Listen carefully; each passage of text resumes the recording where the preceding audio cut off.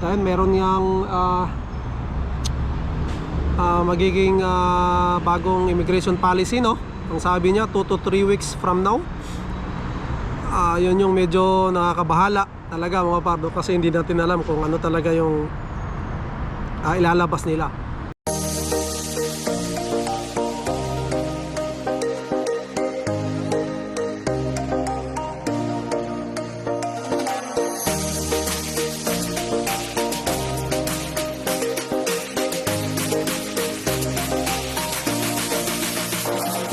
Diyos, Davao del Sur, nandito.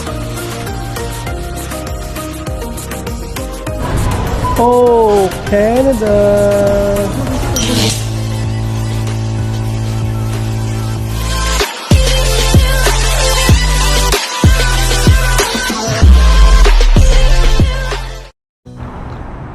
So ayan mga par,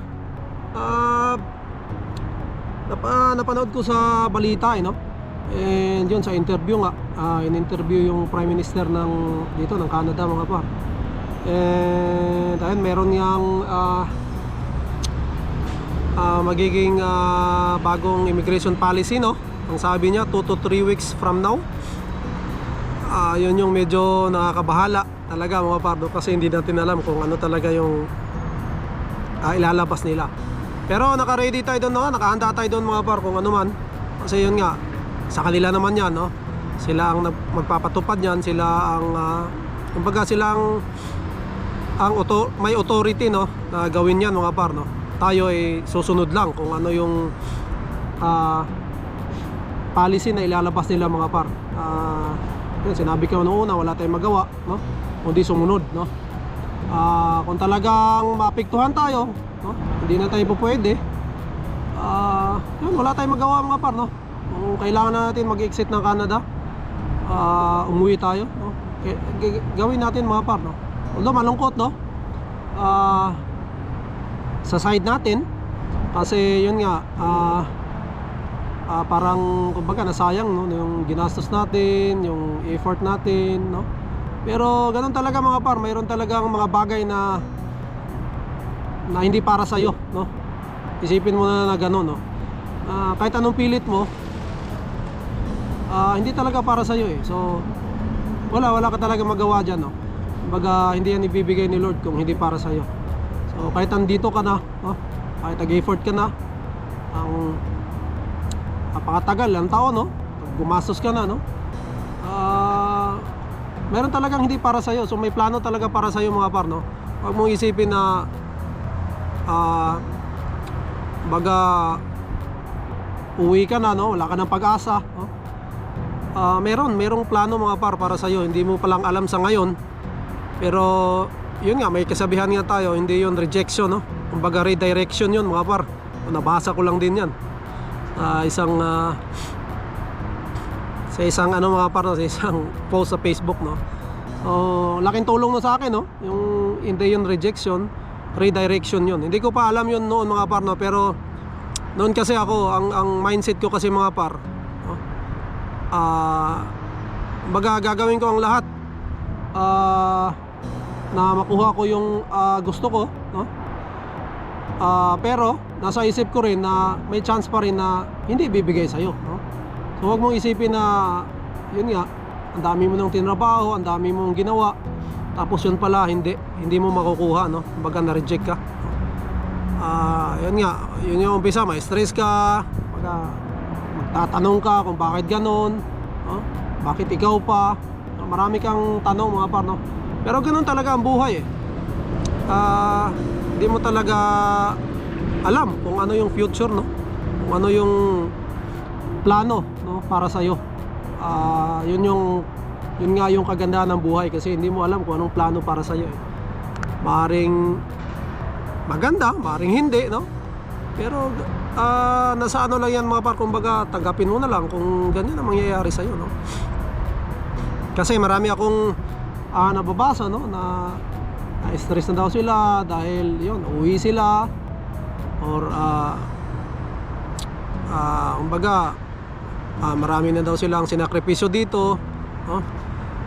Tapos mauwi lang sa wala, no? O ganun talaga mga par, no? Hindi mo masasabi, no?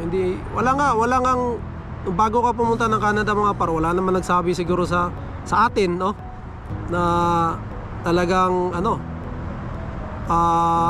siguradong makakapag-stable ka rito, makakasettle ka rito. Ang sinabi lang, maganda ang Canada, pwedeng dalhin ang pamilya, no? And later on makakapag-settle ka, no? Pero walang kasiguraduhan yun mga par, hindi 100%, no? So alam natin yun nung umpisa pa lang, no? Kaya hindi tayo na-stress sa mga bagong mga par, no? Bagong policy nila na gagawin, no? Ay para naman din sa Canada yan, no? Para sa ikabubuti ng Canada mga par, no? Mas masaya tayo kung makita din natin ng Canada na talagang naayos nila, kasi yun nga, malaking ang problema ngayon patungkol sa mga temporary foreign worker mga par, no? At para sa akin tama lang talaga na hinigpitan nila yun, para nga masala, no? Talagang dapat yung mga legit lang nandito mga par, kasi napaka unfair nun na mayroong mga tao na nagtitake advantage mga par, no? Tapos dumaan tayo sa mahirap, no? Mahirap pumasok, no, ng Canada, no? Dumaan tayo sa lahat ng proseso na kailangan natin gawin para makapasok sa Canada. Tapos sila, di ba? Napakadali lang nilang pumasok, and then nung nandito na sila sa loob, no? Nagtitake advantage sila, no? Kumbaga parang entitled na sila sa lahat, no? At nga, di na sila sumusunod, nalalabag nila yung mga rules, no, dito. Ay hindi naman maganda yun mga par, no? Yun nga, una temporary lang tayo rito, no? Dapat nating respetuhin yung mga nila, yung mga policy nila, no? Lalong lalo na yung sa immigration policy mga par, no? Hindi natin pwedeng baliwalain yan, no? Kung ano man yan mga par, no? Papabor man yan o hindi sa sitwasyon natin ngayon, yun, wala tayong magagawa mga par, ganun talaga, no? Tanggapin na lang natin, no? At kung magagawa nyo ng paraan, no? Na legal na paraan, makapag-stay pa tayo rito, wala namang problema doon mga par, no? Yung sinasabi ko mga par na hindi natin control, no? Ng mga sitwasyon, kung ano man yan, good luck sa ating lahat mga par, no? Diyon, tiwala lang, no? Dasal lang din, sana pumabor sa atin, no? Yung mga bagong policy, no? Pero yun nga, isipin din natin na ginagawa naman ng Canada to para sa ikabubuti rin ng Canada, no? Para maging maayos ang Canada. So ayan mga par, maraming salamat, no? Sa lahat ng lagi nakasuporta sa atin, no? Sa lahat ng nag-like, nag-comment sa ating mga videos, maraming salamat mga par. And yun, sa lahat ng nakitampay doon sa live natin, maraming salamat. Shoutout sa inyong lahat, no? And yun, shoutout din kay Heaven and CJ, no? Ng Calgary, Alberta. So yun, ingat kayo dyan mga par, no? And maraming salamat sa inyo. And shoutout sa lahat, no? Kabayan Pedro Roque, shoutout. Mikey Lee, shoutout. Par Rainier Perez, shoutout. Andrea Jades TV, shoutout. John Sibog, shoutout.